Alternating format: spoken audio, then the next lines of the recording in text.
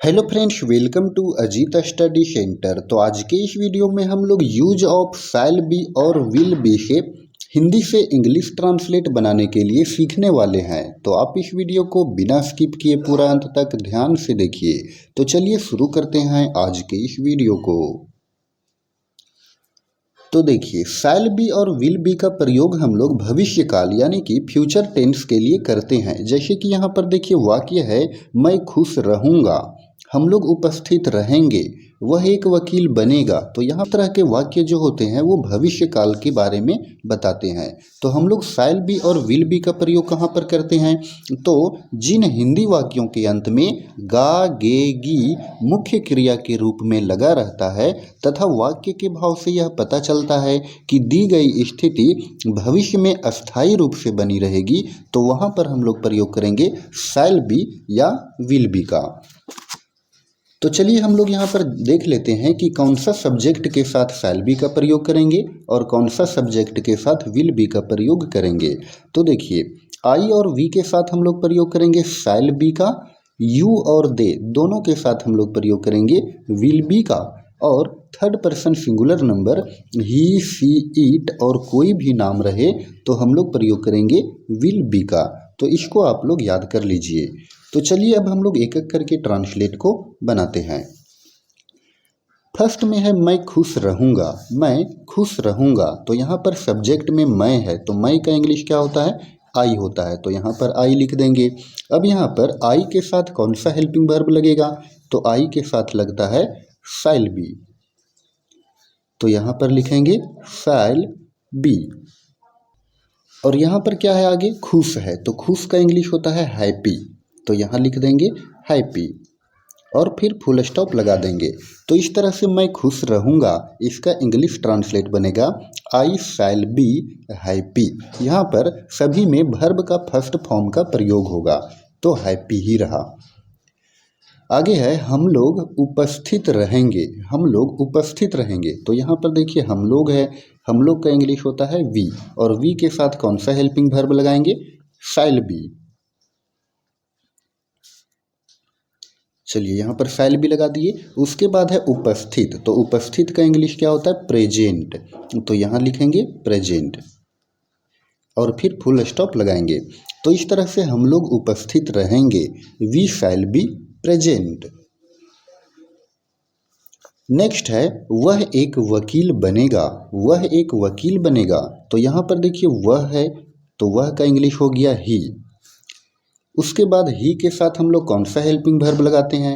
ही के साथ लगाते हैं विल बी, क्योंकि ही जो है वो थर्ड पर्सन सिंगुलर नंबर है। तो ही विल बी एक का इंग्लिश य और वकील बनेगा।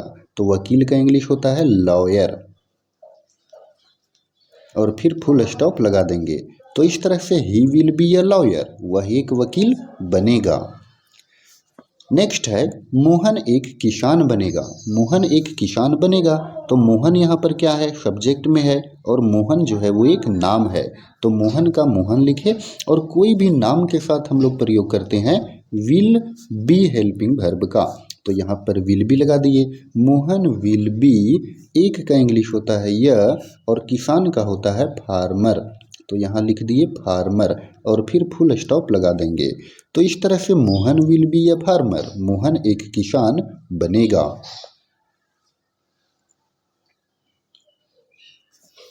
नेक्स्ट है वे लोग नेता बनेंगे, वे लोग क्या बनेंगे? नेता बनेंगे। तो वे लोग का इंग्लिश होता है दे। चलिए दे यहाँ पर लगा दिए, और दे के साथ प्रयोग करते हैं हम लोग विल बी हेल्पिंग वर्ब का। तो दे विल बी क्या बनेंगे? नेता। तो नेता का इंग्लिश होता है लीडर। अब यहाँ पर देखिए दे है, यानी कि यहाँ पर प्लूरल में है, तो यहाँ पर भी हम लोग क्या करेंगे? एस लगा करके प्लूरल बना देंगे। तो इस तरह से वे लोग नेता बनेंगे, इसका इंग्लिश ट्रांसलेट बन गया they will be leaders. Next है बच्चे तैयार रहेंगे, बच्चे तैयार रहेंगे। तो यहाँ पर हम लोग प्रयोग करेंगे द चिल्ड्रेन।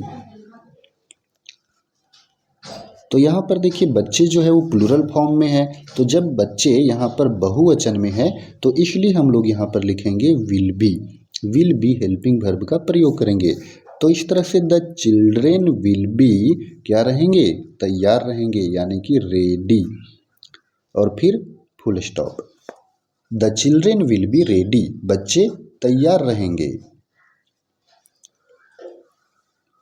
चलिए अगला है वह महान बनेगी, वह महान बनेगी है यहाँ पर। तो यहाँ देखिए एक लड़की के बारे में बोला जा रहा है, तो वह का इंग्लिश हो जाएगा सी, और यहाँ पर सी क्या है, थर्ड पर्सन सिंगुलर नंबर है, तो सी के साथ प्रयोग करेंगे विल बी हेल्पिंग वर्ब का। सी विल बी क्या बनेगी, महान बनेगी, तो महान का इंग्लिश हो जाएगा ग्रेट, और फिर फुल स्टॉप लगा देंगे।